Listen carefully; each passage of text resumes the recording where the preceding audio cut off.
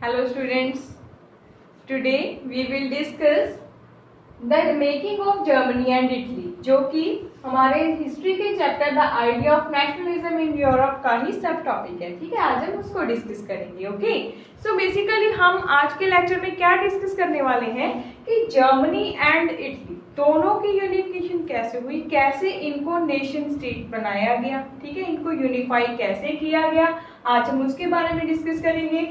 First है, can the army be architect of the nation? क्या army जो है वो नेशन की आर्किटेक्ट बन पाई? तो ये हमें कैसे पता चलेगा जब हम इसको स्टडी करेंगे। ओके, फर्स्ट जो है यूनिफाइड जर्मनी। पहले हम जर्मनी एंड इटली की यूनिफिकेशन में से पहले हम देखेंगे कि जर्मनी को यूनिफाई कैसे किया गया। ओके, सो यहाँ पे देखो फर्स्ट पॉइंट जो लिखा हुआ है, after 1848 nationalism moved away from in association with democracy and revolution. Means की 1848 के बाद नेशनलिज्म जो है वो मूव कर गया किसके एसोसिएशन के साथ? डेमोक्रेसी एंड रेवोल्यूशन की। ओके, 1848 के बाद नेशनलिज्म जो है वो डेमोक्रेसी एंड रेवोल्यूशन दोनों के ही साथ मूव कर गया। ठीक है, बाहर हो गया। क्यों? उसका रीजन था क्योंकि पहले लिबरल जो थे वो इसको यूनिफाई करना चाहते थे जर्मनी को, बट वो अनसक्सेसफुल रहे। तो अब ये जो नेशनलिज्म जो था वो किसके हाथों में आ गया? कंजर्वेटिव्स के हाथों में। ठीक है, तो कंजर्वेटिव जो थे उन्होंने कोशिश की कि कैसे वो जर्मनी को यूनिफाई कर सकते हैं। ओके, सो देखो जो यहाँ पे इसका फर्स्ट पॉइंट बन रहा है, nationalist feelings were wide spread among German middle class. अब जर्मन को यूनिफाई करना था तो जर्मन के जो मिडिल क्लास थे, मैंने आपको पहले भी बताया था कि मिडिल क्लास में कौन कौन से लोग आते हैं? बिजनेसमैन, और इसके अलावा जो मिडिल क्लास एजुकेटेड वर्कर्स हैं, ठीक है, वो आ जाती है, पीजेंट्री क्लास आ जाती है इसमें। ठीक, और इसके अलावा प्रोफेशनल्स आ जाते हैं। तो ये लोग चाहते थे कि नेशनलिज्म को लाया जाए, ठीक है, और जर्मन को यूनिफाई किया जाए। तो वो फीलिंग जो थी इन लोगों के मन में चल रही थी। In 1848, German attempt to unify different regions of German Confederation into a nation state.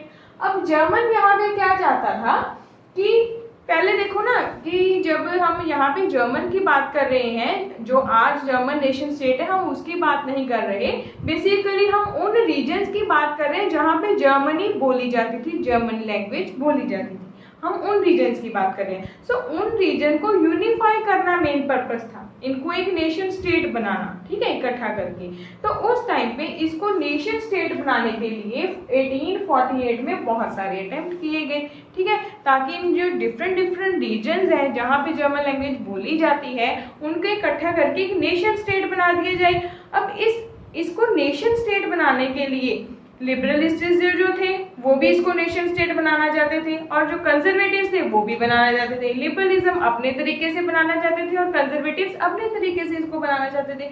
लेकिन ये जो लिबरलिस्ट जो थे इनके एफर्ट्स जो है वो अनसक्सेसफुल रहे। क्यों?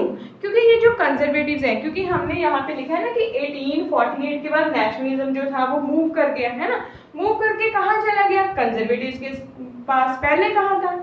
लिबरलिज्म के पास। ठीक है, तो ये जो कंजर्वेटिव्स जो थे उन्होंने क्या किया? लिबरल्स को रिप्रेस कर दिया। कैसे? By monarchy plus military and large land owners. ठीक है, उन्होंने लिबरलिस्ट्स को रिप्रेस करने के लिए monarchy, military and large land owners की हेल्प ली। ठीक है, और इन लार्ज लैंड ऑनर्स को जंकर्स भी बोला जाता है। ये आपका 1 मार्क का क्वेश्चन आ सकता है कि who were the Junkers. Okay, so इस तरीके से उन्होंने लिबरलिस्ट्स को तो साइड कर दिया है। ठीक, तो अब लिबरलिस्ट्स तो अनसक्सेसफुल हो गए। अब कंजर्वेटिव जो थे वो चाहते थे जर्मनी को यूनिफाई करना। तो इसमें अब आप पूछोगे मैम ऑटो वॉन बिस्मार्क क्या कर रहा है? ये जो ऑटो वॉन बिस्मार्क है ये बेसिकली जर्मन का चीफ मिनिस्टर था। ओके, सो ये जर्मन का चीफ मिनिस्टर था और इसने आर्किटेक्ट का रोल प्ले किया जर्मन की को यूनिफाई करने के प्रोसेस में। ओके, वैसे तो ये जो प्रशिया, क्योंकि जर्मन जो है रशियन आर्मी की हेल्प से ही यूनिफाई हो पाया। ठीक है, तो इसमें क्या किसने हेल्प की थी? Prussian army and bureaucracy help the Bismarck, ठीक है, और ब्यूरोक्रेसी ने, दोनों ने ही हेल्प किया था। ठीक, अब ये जो प्रशिया की आर्मी है और ब्यूरोक्रेसी है जिसने की बिस्मार्क की हेल्प की थी जर्मन को यूनिफाई करने में, अब ये ऑटो वॉन बिस्मार्क ने इसमें क्या करना था, जर्मन को यूनिफाई करके किसको दे देना था, प्रशियन किंग विलियम वन, ठीक है, जिसको ये यहाँ पे लिखा हुआ है new German empire headed by Kaiser William one. अब यहाँ पे कैजर मतलब किंग, प्रशिया में किंग को कैजर बोला जाता था, कैजर, ठीक है। सो विलियम वन जो था उसको किसने ऑटो वॉन बिस्मार्क ने जर्मन को यूनिफाई करके इसको दे देना था।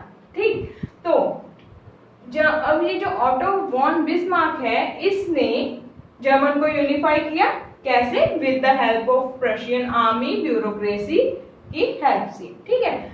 3 times war in 7 years means कि ऑटो वॉन बिस्मार्क को जर्मन को यूनिफाई करने के लिए 3 times वॉर करना पड़ा 7 years में। तो वो वॉर इसने किस किस के साथ किया, ऑस्ट्रिया, डेनमार्क एंड फ्रांस।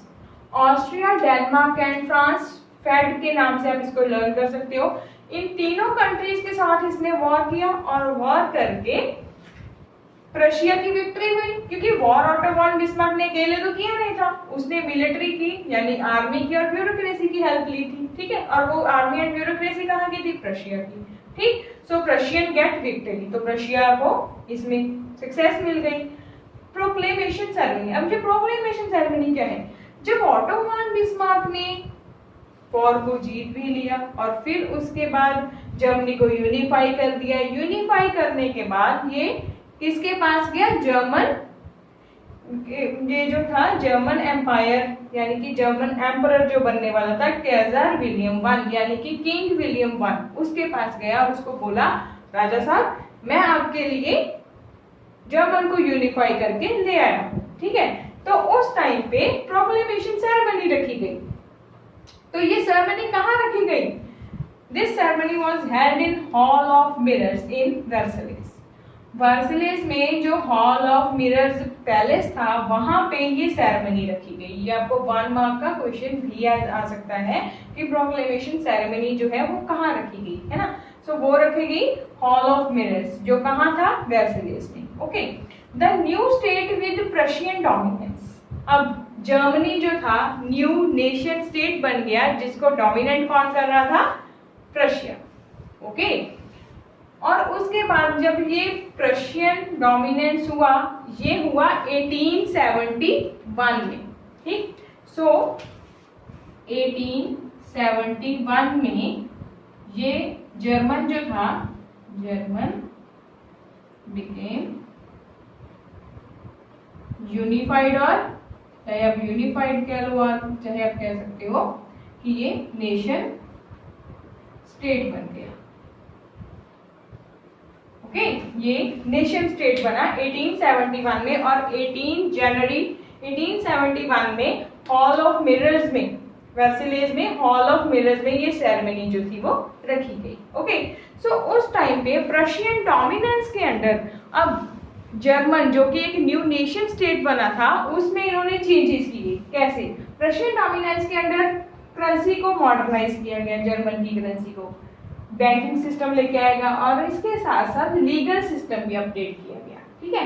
ये जर्मनी जो कि एक न्यू नेशन स्टेट बन चुका था, सारे चेंजेस उसमें किए गए, मॉडर्नाइजेशन करेंसी की गई, बैंकिंग किया गया, लीगल सिस्टम, ये सब किसके अंडर किया गया, प्रशियन डोमिनेंस के अंडर, ओके। अब इसमें हमने क्या समझा कि कैसे जर्मनी को यूनिफाई करने में लिबरल्स के क्या एफर्ट से, पर वो अनसक्सेसफुल रहे। कंजर्वेटिव्स ने जोर लगाया, मोनार्की और bureaucracy plus large land owner के साथ मिलकर लिबरल्स को क्या कर दिया, रिप्रेस कर दिया, ठीक है। और फिर उसके बाद ऑटो वॉन बिस्मार्क आया, उसने जो कि जर्मनी का चीफ मिनिस्टर था और उसने आर्किटेक्ट का रोल प्ले किया यूनिफिकेशन ऑफ जर्मनी के लिए। फिर प्रशिया आर्मी एंड ब्यूरोक्रेसी के साथ मिलके 7 ईयर्स में 3 वॉर्स की, डेनमार्क, ऑस्ट्रिया एंड फ्रांस के साथ, और विक्ट्री हासिल की। और फिर उसके बाद जर्मनी को यूनिफाई करके किसको दे दिया, कैजर विलियम वन यानी कि किंग विलियम वन को, ठीक है। अब जर्मन का जो हेड था, हेड एम्परर था वो कौन था, केजर विलियम वन। तो इस तरीके से जर्मन को यूनिफाई किया गया। अब हम आगे करेंगे कि इटली की यूनिफिकेशन कैसे की, ठीक है, इटली को यूनिफाई कैसे किया गया, फिर हम आगे उसको डिस्कस करेंगे। ओके।